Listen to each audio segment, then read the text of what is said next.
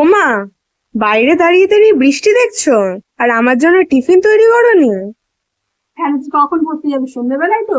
তার আগে কিন্তু আমি খুব সুন্দর একটা জিনিস বানিয়ে দেবো, খেয়ে বলবি কেমন লাগে।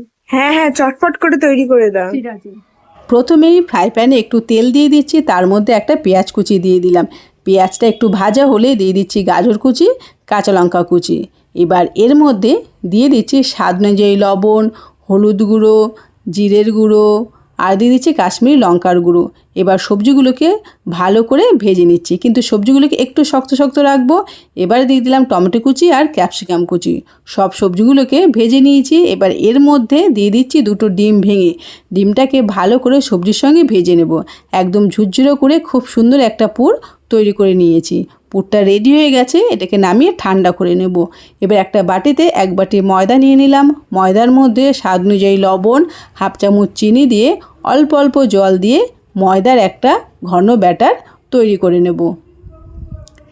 ব্যাটারটা রেডি হয়ে গেছে। এবার এর মধ্যে 2 চামচ সাদা তেল দিয়ে দিলাম।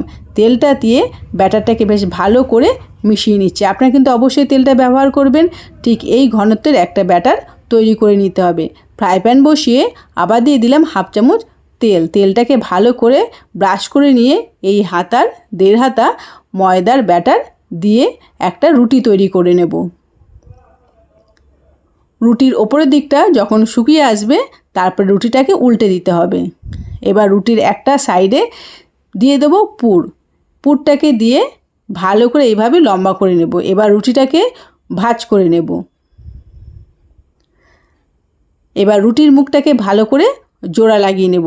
তারপরে উল্টে পাল্টে লাল লাল করে ভেজে নেব। আমি এখানে একটু অয়েল ব্রাশ করে নিচ্ছি। বাচ্চারা খাবে তো, সেই জন্য একটু অয়েল ব্রাশ করলে কী হবে, দেখতেও সুন্দর হবে আর খেতেও কিন্তু দারুণ টেস্টি হবে। প্রত্যেকটি টিফিনই কিন্তু আমি এইভাবে তৈরি করে নিচ্ছি। দেখুন সবগুলো রেডি হয়ে গেছে। একটা একটা করে পরোটা আপনাদেরকে দেখিয়ে দিচ্ছি, দেখতে কত সুন্দর হয়েছে। আর একটা পরোটা আমি আপনাদেরকে ছিঁড়ে দেখিয়ে দিচ্ছি যে এটা কতটা নরম হয়েছে। এটা বাচ্চা থেকে বুড়ো সবাই কিন্তু এটা খেতে পারবে। মুখে দেওয়া মাত্রই কিন্তু মিলিয়ে যাবে আর খেতে কিন্তু দারুণ।